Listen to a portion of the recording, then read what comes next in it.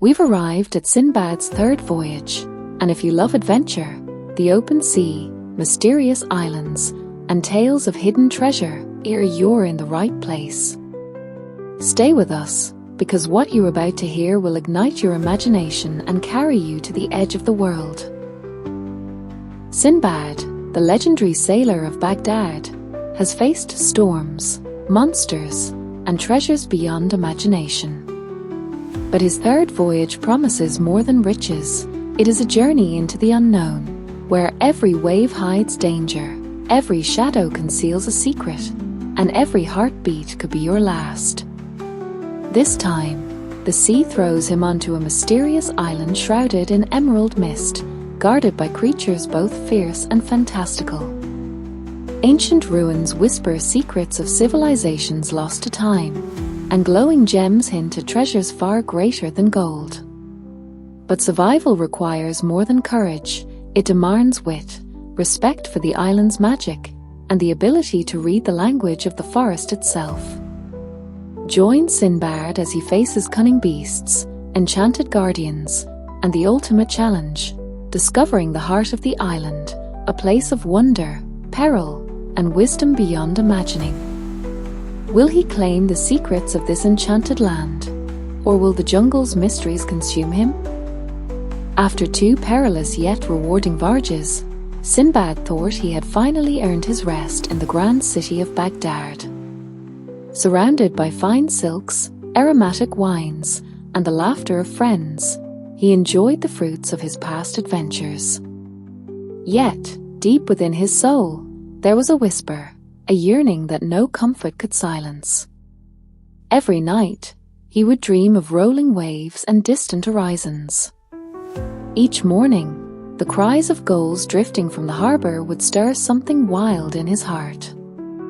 One dawn, as the sun poured gold across the rooftops, Sinbad rose from his terrace and looked toward the river.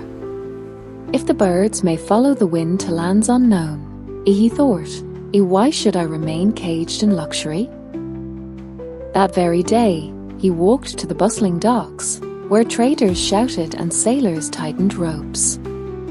There, anchored proudly among the other vessels, was a large merchant ship bound for lands unnamed, its hold already filled with silks, spices, and treasures destined for foreign markets.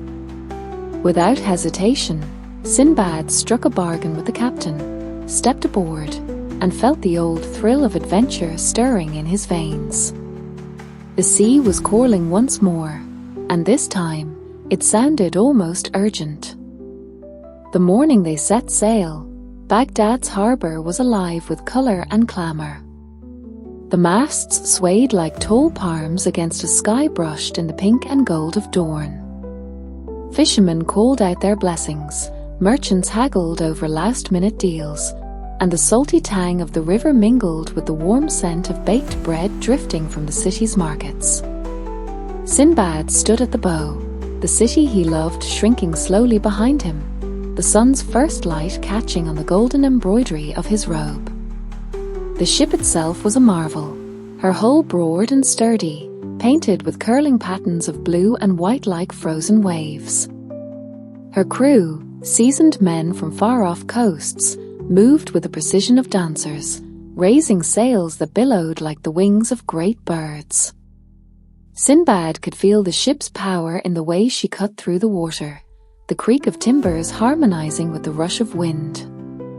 Days passed as they sailed down the river and into the open embrace of the sea. The waters shifted from murky green to deep sapphire, the air growing sharper, fresher. Nights were a feast for the eyes, the moon spilling silver across the waves, constellations sparkling like scattered jewels overhead. Sinbad would often sit alone at the railing, his gaze fixed on the horizon, imagining the strange lands they might see. He thought of the markets heavy with spices, of creatures unknown to man, of dangers lurking where maps ended. Yet with every thought of risk came an even greater hunger for the unknown. The voyage was smooth, until the 12th day, when the wind began to change. On the 12th day, the sea turned restless.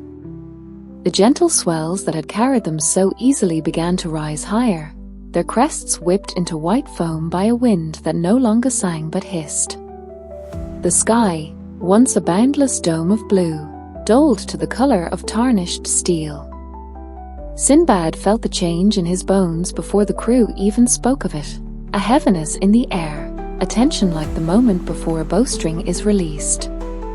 Seabirds vanished from the skies, as if they knew to flee what was coming. The wind grew sharper, rattling the ropes and making the sails snap with violent cracks. Captain Haroun, a man whose face was carved by years of salt and sun, stood rigid at the helm, his eyes scanning the horizon for a safe path.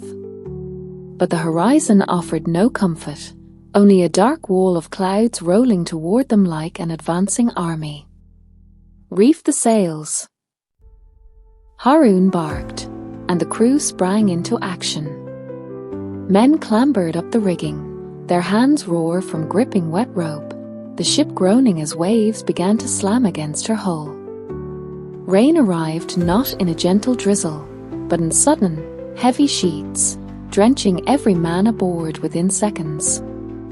Sinbad clung to the railing, the spray stinging his face, his heart pounding not with fear, but with a strange exhilaration. This was the sea's true face, wild, merciless, magnificent. Yet even in that thrill, he knew one truth: storms like this could swallow a ship whole, leaving nothing but shattered wood and whispers in the tide. And the storm was only just beginning to roar. The sea rose like a living beast, each wave towering higher than the last, its foamy jaws crashing down upon the deck. The ship pitched violently, sending barrels, crates, and men tumbling across the slick planks. The roar of the wind drowned out every shout, turning the crew's frantic commands into mere shapes of the mouth. Lightning split the sky in jagged forks, each flash illuminating the chaos for a heartbeat. A crewman clinging desperately to the mast, another swept away by a wall of water, the captain straining against the wheel with muscles taut as iron. The rain lashed Sinbad's skin like 1,000 tiny whips, the salt burning in his eyes. He tried to move toward the rigging to help secure a loose sail, but the ship lurched sideways, throwing him hard against the railing. And then, a sound unlike anything he had ever heard. A deep, hollow roar that seemed to come from beneath the ocean itself. Sinbad turned and saw it, the water ahead spiraling downward into a vast, spinning hole, a maelstrom wide enough to swallow cities. The waves dragged the ship toward it, the current an irresistible hand pulling them into its throat. "Hold on!" Haroun's voice finally pierced the storm, raw and desperate. But the command was useless. The sea had already chosen their fate. The ship was yanked forward, her bow dipping dangerously as if bowing to some unseen god of the deep. Sinbad's knuckles whitened around the slick wood of the rail. All around him, the world was a blur of black water, lightning, and fear. With a final, gut-wrenching plunge, the vessel was devoured by the maelstrom's swirling darkness. Sinbad awoke to the taste of salt and the grit of sand against his cheek. For a moment, he did not know if he was alive or drifting in some dream between worlds. The roar of the storm was gone, replaced by the gentle hush of waves lapping against the shore. Above him stretched a sky washed clean, painted in the pale gold of dawn. He sat up slowly, every muscle aching from the sea's brutal grip. Around him lay the shattered remains of the ship, planks, broken barrels, tangled ropes. A few men stirred nearby, coughing up seawater, their faces pale but breathing. Haroun was among them, clutching his side, yet managing a grim nod when their eyes met. And then Sinbad saw the island. Behind the beach rose a forest unlike any he had ever known.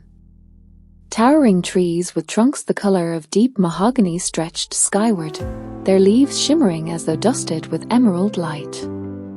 Vines as thick as a man's arm coiled down like serpents, and enormous blossoms spilled perfumes so sweet it made the air almost intoxicating. A silver mist drifted low across the ground, swirling around their feet and giving the jungle an otherworldly glow.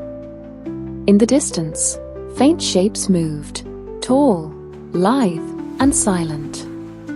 Sinbad squinted, but they vanished into the haze before he could be sure they were real. His heart quickened, not only from the sight but from the strange stillness in the air. No bird song, no rustle of wind, just the slow, rhythmic crash of waves behind him. This place, a Haroun's voice was a whisper. It feels or alive. Sinbad rose to his feet, gripping a broken spear from the wreckage. Whatever this island was, it had the beauty of paradise and the silence of a predator waiting to strike. Sinbad and the few surviving sailors ventured cautiously into the emerald forest. The ground was soft with moss, and every step seemed to echo unnaturally, as though the island itself was listening. Strange, glowing insects darted through the undergrowth, leaving streaks of light in the dim morning mist. Leaves rustled, but no wind stirred them, and Sinbad's every sense sharpened. Then came the first warning. A low, guttural growl reverberated from deep within the trees. It was a sound neither beast nor bird made, and it froze the crew in their tracks. Branches shifted violently, and from the shadows emerged creatures unlike anything Sinbad had seen, hulking, feline-like beasts with eyes like molten gold and fur that shimmered between green and black, blending perfectly with the jungle. Their claws dug into the soft soil, leaving scars that smoldered faintly as they moved. Sinbad raised his spear, heart pounding, and whispered to the men, "A steady. Do not run, do not scream. They are testing us." The creatures circled, silent except for the occasional hiss, muscles rippling with deadly grace. Sinbad noticed that they were not attacking yet, merely watching, studying, as if trying to understand these strange newcomers from the sea. A sudden crash behind them startled the men.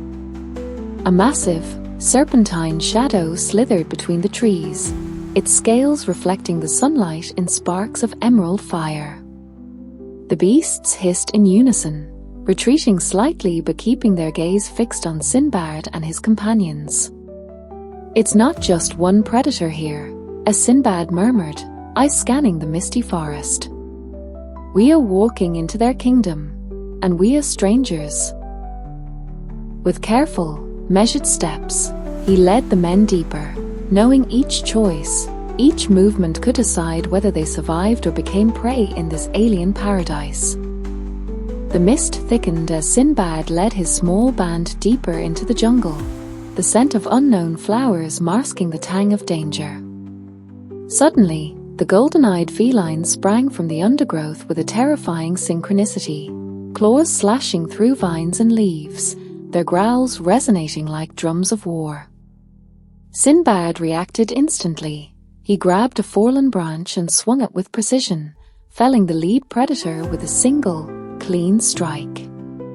The crew panicked, but Sinbad's commanding voice cut through the chaos. "Form a circle. Do not scatter.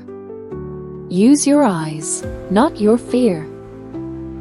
Men stumbled over roots and twisted vines, but under Sinbad's direction, they pressed together, raising their spears and wielding broken timber like weapons of survival. The beasts were clever. They did not charge blindly but circled, probing weaknesses, their tails snapping like whips. One leapt high, landing mere inches from Sinbad, claws raking his tunic. He ducked, rolling to his feet and plunging a dagger into the beast's shoulder.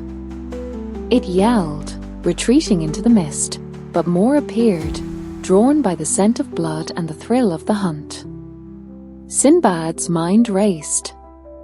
"Fire!" he shouted, and they hastily ignited bundles of dry moss, waving the smoke and flames to create barroos. The glowing creatures hesitated, snarling but unwilling to breach the sudden wall of light. Sinbad pressed forward, knowing they could not hold forever. With a clever maneuver, he led the creatures toward a narrow ravine, forcing them to funnel through a gap too small for their massive bodies. Trapped momentarily, the beasts snarled in frustration, giving the crew precious moments to catch their breath and retreat further into the jungle. Breathing hard, Sinbad wiped blood from his brow, heart still racing. "This island tests every step we take," he murmured. "But if we move wisely, we may yet uncover its secrets and survive." After hours of cautious trekking, Sinbad and his weary companions emerged into a clearing that seemed impossibly untouched by time. The mist lifted to reveal a hidden lagoon, its waters sparkling like molten sapphires. Towering cliffs rose on either side, their jagged edges crowned with trees that bore fruit of every imaginable color: ruby-red mangoes, golden pineapples, and grapes the size of a man's fist. The air was thick with fragrance, so sweet it made the men dizzy, yet beneath it lingered a metallic tang, as if the island itself held secrets buried deep. Amid the lagoon, glittering in shafts of sunlight, were chests half buried in sand, encrusted with jewels and corroded by age. Gold coins spilled from broken lids, and ornate goblets, jeweled daggers, and strings of pearls reflected the light in dazzling patterns. Sinbad's heart leapt, treasure beyond imagination, left behind by those who had either perished or fled this enchanted isle. Yet the island was alive in more ways than one. Shadows moved in the trees, and in the distance, a low hum vibrated through the rocks, almost musical, yet haunting. Sinbad sensed that they were being watched, that the beauty and bounty of this place came at a price. He gestured for the men to gather the treasure slowly, keeping watch in all directions. He explored further along the lagoon's edge and found a narrow tunnel carved into the cliffside. Water trickled from within, and the air smelled faintly of incense and iron.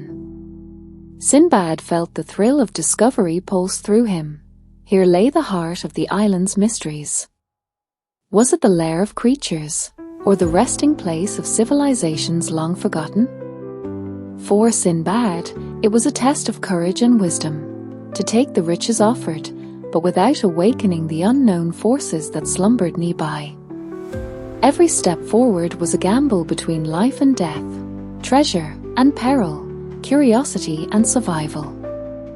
No sooner had Sinbad and his men begun to gather the glittering jewels and golden trinkets than the island itself seemed to awaken. From the shadows of the towering cliffs, enormous serpentine creatures emerged, their scales shimmering like molten metal in the dappled sunlight.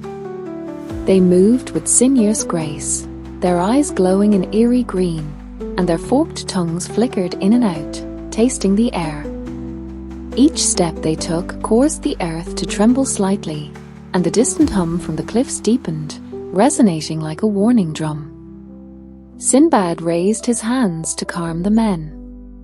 "Stand firm. Take nothing more than we can carry safely," he commanded, but his voice was almost lost beneath the hissing of the beasts. One massive serpent coiled around a chest, its tail snapping the sand like a whip, while another struck at a startled sailor, narrowly missing him as Sinbad dove to push the man aside. The creatures were clever. They did not attack recklessly but moved with terrifying intelligence, blocking escape routes and forcing the sailors to backtrack. Thinking quickly, Sinbad noticed the patterns in their movements. The serpents avoided the bright patches of sunlight that filtered through the trees. "Fire and reflection," he shouted, instructing his men to use polished shields, glimmering metal plates, and torches to create dazzling flashes. The light confused the beasts, causing them to hesitate. Sinbad seized the moment, leading his men in a swift, serpentine path through the undergrowth, circling back toward the lagoon where the water would act as a barrier.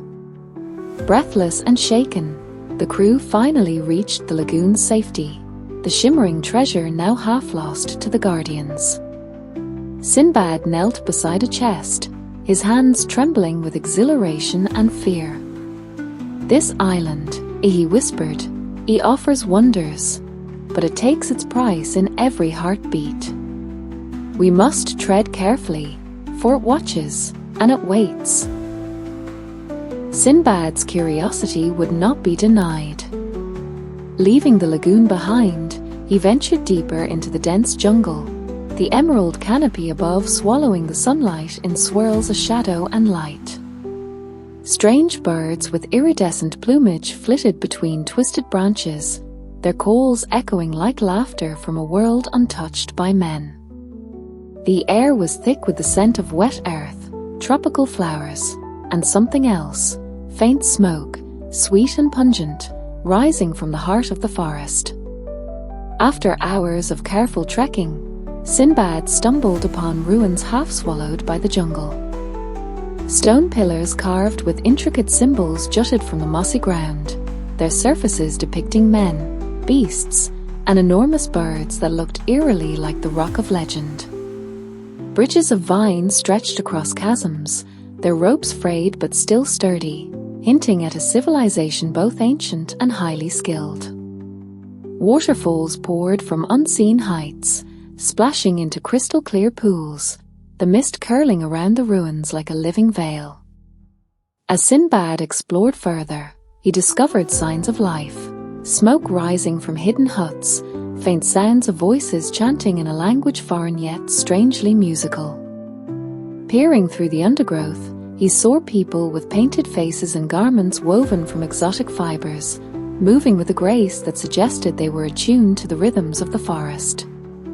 They paused, sensing his presence, their golden eyes meeting his with cautious curiosity. Sinbad knew better than to approach recklessly. He retreated to the shadows, observing. These people were not hostile, at least, not yet, but the aura of their land suggested a deep power, a magic perhaps older than any he had encountered on his previous voyages. Every step he took had to be measured, every breath silent.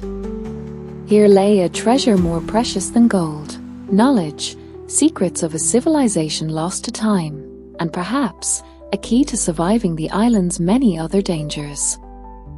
As the sun climbed higher, Sinbad crept closer to the hidden village, moving silently through the undergrowth. The air shimmered with heat and the scent of exotic herbs. From between the trees, he glimpsed the villagers, tall, lean figures draped in woven fabrics dyed with colors unseen in Baghdad. They moved with deliberate grace, carrying curved staffs etched with symbols that glowed faintly in the dappled sunlight. Their eyes, a golden amber, watched him intently, and Sinbad could feel a strange energy radiating from them, like the forest itself flowed through their veins. One of the villagers, braver or perhaps more curious than the others, stepped forward. In a voice that seemed to harmonize with the rustle of leaves, they spoke a word that resonated in Sinbad's chest, as if it were both warning and greeting. Sinbad bowed low, raising his hands in peace. Using gestures and simple words, he conveyed that he meant no harm, only survival and respect. The villagers conferred in whispers, their staffs tapping the ground rhythmically, sending tiny sparks into the air. Then, to Sinbad's relief, they lowered their weapons, motioning for him to follow. The path led him into the heart of the village, a clearing surrounded by huts of polished wood and thatch, and in the center, a great fire that burned without smoke, its flames dancing blue and green.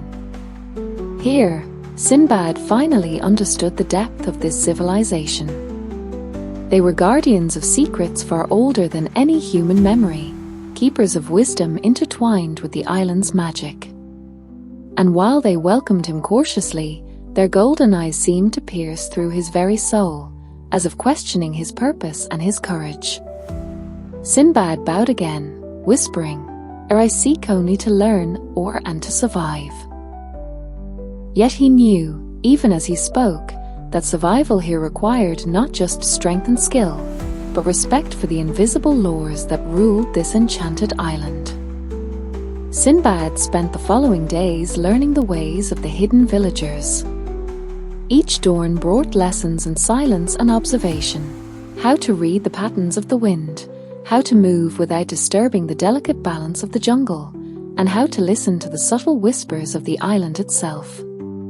The villagers shared knowledge through gestures, chants, and demonstrations, revealing that every tree, rock, and stream was connected, as if the island were a living, breathing entity. He discovered hidden groves where flowers bloomed only under moonlight, their petals releasing a fragrance that sharpened the senses. He saw pools whose waters mirrored visions of distant lands and sometimes glimpses of the future, though the images were fleeting and cryptic. Among these wonders, Sinbad found chests buried in the earth, not filled with gold, but with strange artifacts, carved stones, delicate glass vials containing powders of shimmering colors, and intricately woven tapestries that depicted events long past. Yet the island was not entirely benign. One night, a howl shattered the calm, sending shivers through the villagers and Sinbad alike. The golden-eyed beasts of the forest prowled closer than before, their low growls vibrating through the ground. The villagers taught Sinbad how to create protective circles, using both fire and symbols etched into the soil, and how to move silently to avoid drawing attention. Sinbad realized that the island's treasure was more than material wealth. Its true value lay in understanding the harmony between danger and knowledge, magic and nature, predator and prey. Every day spent there was a lesson in humility and vigilance. And though the villagers were wary, Sinbad felt a growing bond, a fragile trust between a sailor from Baghdad and the keepers of an island older than any map could show. One night, as Sinbad lay in a small hut nestled among towering trees, a sudden, ear-splitting roar echoed through the jungle. The golden-eyed beasts had returned, more numerous and daring than before. The villagers awoke in alarm, chanting protective spells and striking their staffs against the ground. Sparks flew, illuminating the shadows in flickering bursts, but the creatures were cunning. They slithered through undergrowth, testing the boundaries of the protective circle. Sinbad, recalling every lesson he had learned, sprang into action. He moved with silent precision, placing small torches along the perimeter while signaling the villagers to reinforce symbols etched into the soil. He whispered to himself, "Observe, anticipate, act, never fear the unknown." The beasts paused, hesitating at the edge of the circle, their eyes glinting with curiosity and hunger. A massive serpent, scales glinting like obsidian, lunged toward the circle. Sinbad's heart raced, but he remained calm, using a combination of fire, reflective metal from a small mirror, and precise positioning to confuse the creature. With a sharp crack, it recoiled, momentarily retreating. The villagers joined in a synchronized chant, their voices vibrating through the ground, and the other beasts followed suit, retreating deeper into the jungle. By dawn, the trial had passed. The jungle was quiet again, save for the gentle rustle of leaves in the wind. Sinbad's body ached, his hands burned from fire and effort, but a fierce exhilaration filled him. He had survived, not merely by strength, but by using the wisdom and knowledge he had gained. The villagers watched him with newfound respect, acknowledging that the sailor from Baghdad had earned a place among them, if only temporarily, in their delicate, magical world. Sinbad looked toward the horizon, knowing that this island held more secrets yet, and that each challenge would push him further than he had ever imagined. At first light, the village elder approached Sinbad, leaning heavily on his carved staff. His weathered eyes shone with something between caution and trust. "The jungle has tested you," he said, voice low and deliberate. "Now you may see what few outsiders have ever seen, the heart of the island." They set off at dawn, a small group of villagers guiding Sinbad along a narrow, winding trail that seemed to grow more overgrown with every step. The air thickened with the scent of blooming orchids and damp earth, and the cries of unseen creatures echoed from the canopy. Sunlight speared through gaps in the leaves like golden blades, glinting on vines that shimmered unnaturally, as if threads of gold had been woven into the greenery. Hours later, the path opened into a vast hidden valley. At its center lay a lake so clear it reflected the sky like a mirror. In the middle of the water stood a small island no larger than a ship's deck, upon which grew a single colossal tree. Its bark glowed faintly, pulsing in rhythm like a living heartbeat. Around its roots lay gemstones of every hue, scattered as if spilled from the hands of a careless giant. "This," the elder whispered, "is the life of our home." The tree's roots reach into the very soul of the island. It keeps the storms at bay, heals the land, and protects us from the creatures beyond the jungle. Sinbad could feel it, an energy, subtle yet immense, like standing at the edge of the world's oldest secret. But beauty rarely comes without danger. As they drew closer to the shore, ripples broke the glassy surface of the lake. Something massive was stirring beneath. As Sinbad and the villagers stepped onto the tiny island, the water around them began to churn violently. From the depths emerged a creature unlike any sailor had ever imagined, a colossal sea serpent with scales that shimmered like liquid emerald and eyes as bright as molten gold. Its maw, lined with jagged teeth, opened in a silent roar that echoed across the hidden valley, shaking the roots of the glowing tree. The villagers froze, chanting protective spells that sent sparks dancing across the water. Sinbad's heart pounded, but he did not flinch. He remembered every lesson, every observation from the past days, the patterns of the creatures, the importance of light, the power of patience. He raised his arms slowly, using his voice and gestures to convey respect rather than challenge. The serpent circled them, hissing steam from its nostrils, but instead of attacking, it paused at the tree, coiling protectively around its roots. Sinbad realized that this was not a monster of malice, it was a guardian, a sentinel bound to the life of the island. Only those who proved their courage, wisdom, and respect could witness its presence.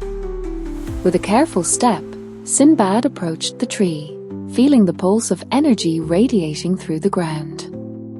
He touched one of the scattered gemstones, and a warmth spread through him, filling him with awe and clarity.